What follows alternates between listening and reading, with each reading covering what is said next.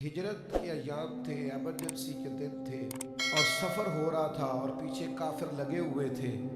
تو اتنی ایمرجنسی جو ہوتی ہے اس میں آداب نہیں یاد رہتے کہ آپ ہجرت کر رہے ہیں اور رات کے اندھیرے میں نکل رہے ہیں اور کفار و مشرکین آپ کے تعاقب میں ہیں.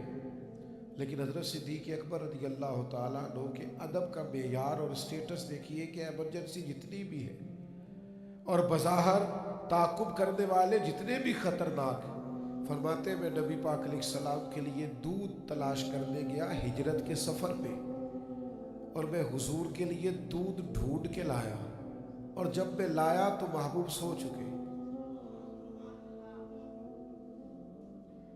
فرماتے میرے ادب نے اجازت نہیں دی کہ میں اپنے نبی کو جگاؤں، یہ مجھے اجازت نہیں ملی. لے سانس بھی آہستہ کہ یہ دربار نبی ہے. فرماتے وہ دودھ کا پیالہ لیے میں کھڑا رہا، جب وہ جاگے تو پھر میں نے دونوں ہاتھوں میں رکھ کے وہ پیش کیا.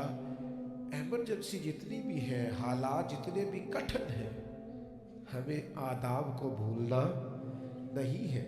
تعداد جتنی مرضی بھی وہاں پہنچ جائے، رش جتنا مرضی بھی ہو، تھکاوٹ جتنی مرضی بھی ہو، حرمین کی حاضری کے وقت بظاہر قانون کے تعلق سے ہمیں چند پابندیوں سے بھی جتنا مرضی سختی سے گزرنا پڑے، لیکن آداب کو بھولنا نہیں ہے. کسی مقام پر بھی ادب کے معیار سے 1 انچ بھی پیچھے ہٹنا، یہ ادب بڑا ضروری ہے. یہ بڑا آپ جتنے والد صاحب جتنا مرضی بھی سخت بولیں، اللہ کہتا ہے اف نہیں کرنی. یا رسول اللہ صلی اللہ علیہ وسلم، والدین ظلم بھی کرے تو خدمت کرنی. تو پوچھنے والے نے 1 دفعہ پوچھا، حضور نے 3 دفعہ فرمایا اگرچہ ظلم بھی کرے، اگرچہ ظلم بھی کرے، اگرچہ ظلم بھی کرے، تم نے بہرحال ان کی فرما بردار. جو ادب والی جگہ ہے وہاں ادب ہی ہوگا، دوسرا کچھ ہو سکتا نہیں ہے. اپنے مزاج سے ادب کو کبھی نہ نکلنے دیں، اور جب بے ادبوں سے بھی ملے نا تو پھر بھی آپ تو ادب والے ہیں.